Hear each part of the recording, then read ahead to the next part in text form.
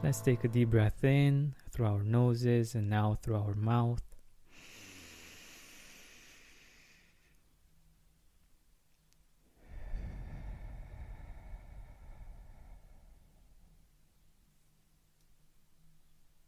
As you might know by now, I love the Middle Ages and I am passionate about finding out how it really was for the royals to live their life beyond the power, the elegance, the luxury that they enjoyed, beyond the things that we can see. And our goal here is to find inspiration and to choose to be more grateful and more happy with our life. This is what we all want, right? And when I read about the life of different royals or watched movies or series about them, I found out that their life was actually pretty complicated. And as they actually mentioned several times, kings and queens have many privileges, but happiness is not one of them.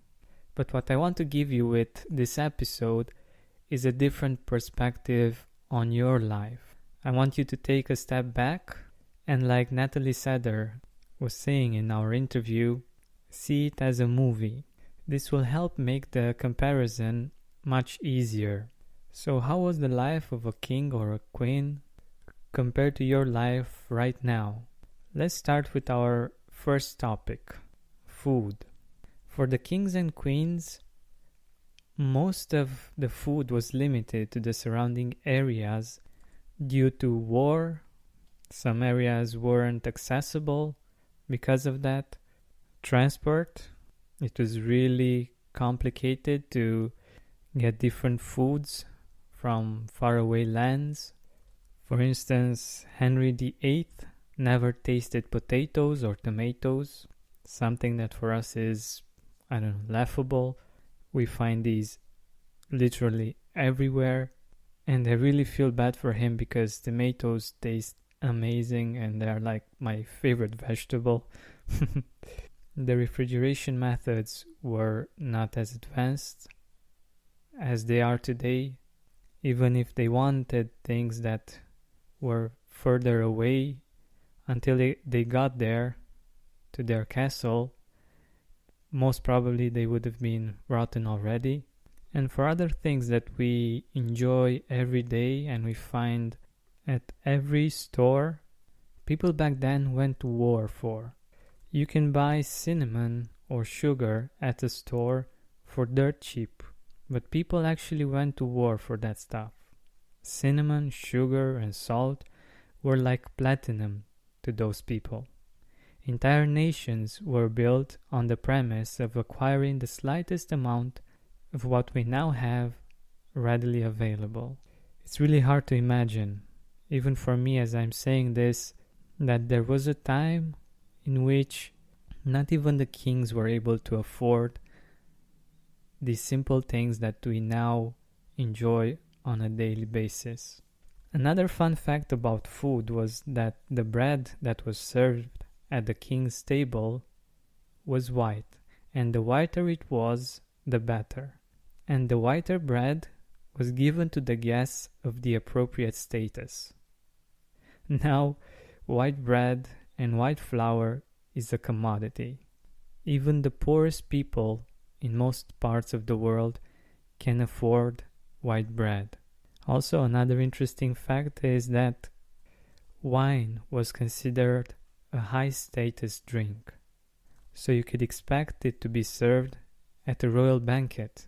Now wine is affordable for us all. Of course, there are pretty expensive wines as well, but we can enjoy what was a high status drink at a really affordable price. So what are other things that we enjoy when it comes to food that they didn't? Well, we have a selection of food from all around the world. If we go to the supermarket, we can find fruit that are not from the part of the world that you're in. You can find vegetables that are from different parts of the world, fish, cheese, nuts, drinks. Many of them you might have no idea what they are, but still you have easy access to them and you have an abundance of them. We can choose the best vegetable, the best fruit that we want to buy. And another thing about food, we don't need tasters. Nobody wants to poison us. We actually have people that make sure that the food is okay, that it will not poison us, and nobody has to die for you to eat. Oh, and I almost forgot about the apps that we have. We don't even have to be in a restaurant to order the exact kind of food that we want. We can just look at pictures on a communication tool that we have in our hands, and with a few taps we can order the exact meal that we want, and in a relatively short amount of time we're getting it wherever we are. Doesn't that make you feel like royalty? Plus you can eat Italian today, Chinese tomorrow, Indian food the day after, and so on and so forth.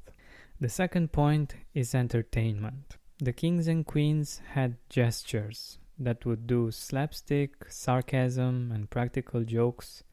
They had musicians and actors, and they were usually the best in the region.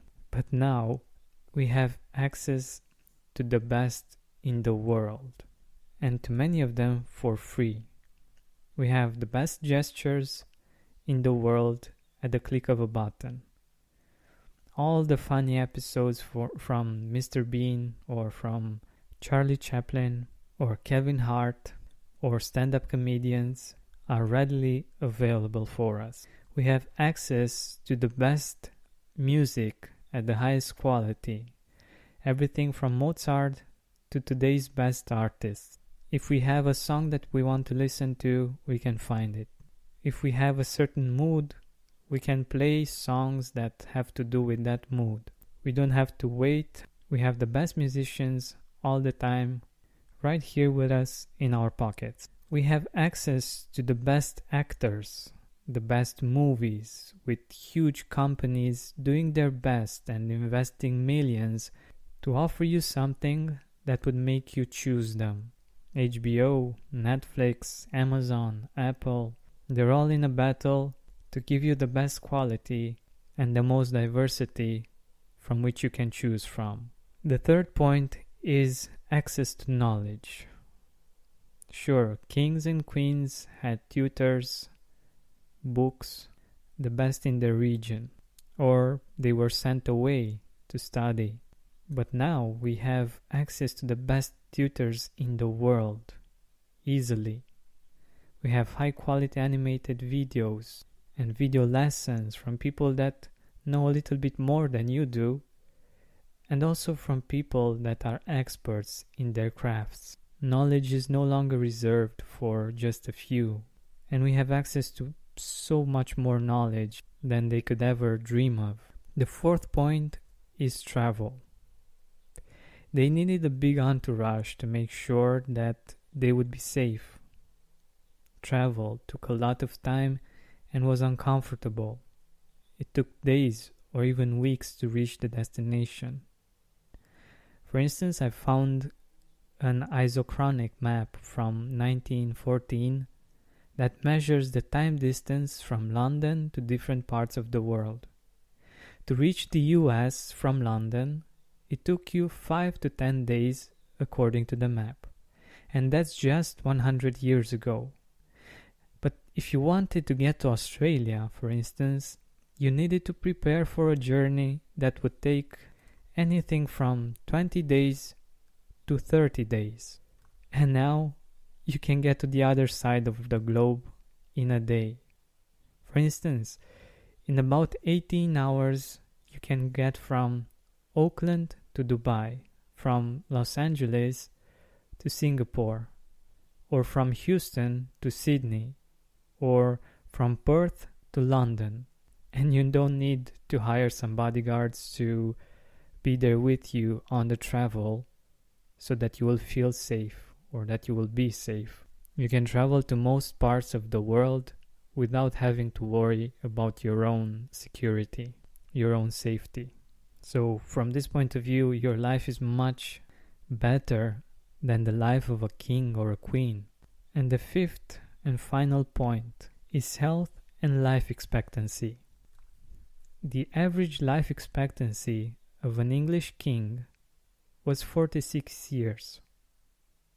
They didn't have access to antiseptics and antibiotics, making them much more fragile to all kinds of illnesses, and not even their best doctors could save them from things that we can easily treat nowadays. We have our modern medicine, we have alternative medicine, we have plant-based medicine from all parts of the world, and the knowledge of the human body is much more advanced. And we have access to this, but the kings and queens of the old could only dream of something like this. And the fun fact about the royals is that, for instance, having a bath or a shower was not something done as a daily routine. Heating and carrying all the water up from the well in buckets was very labor intensive, so baths were considered a special treat. The actions necessary for us to take a bath now only take us 1 second of minimal physical effort, and we have enough abundance to be able to do it every day if we want. So think about these two pictures and how life was for the royals in the past, and for how many things you can be grateful for as a human to live in these days and to enjoy so many of the blessings that only kings and queens were able to enjoy a few hundred years ago. And the bonus point that I want to talk about is that to enjoy all of these things, they were in positions of great power, responsibility, and stress. Most had to make decisions each day that would mean the death of some people. If they made mistakes, the costs were great, and all of the assassination attempts or traitors that they had to deal with surely took a toll on them, either making them apathetic or tormenting them while having to put up a strong image in front of their subjects, because a sign of weakness could have great consequences on their own life, on the life of their families, as well as on the country they ruled. I, for one, am grateful to have it so much better than a king of the old.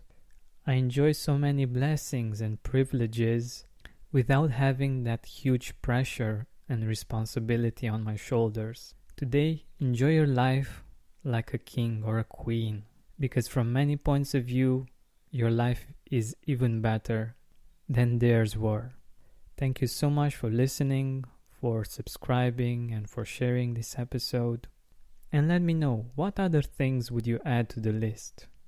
Let me know on Instagram at the Gratitude Podcast or at hello@georgianbenta.com. This has been Georgian Benta. Don't forget to keep seeking and spreading gratitude.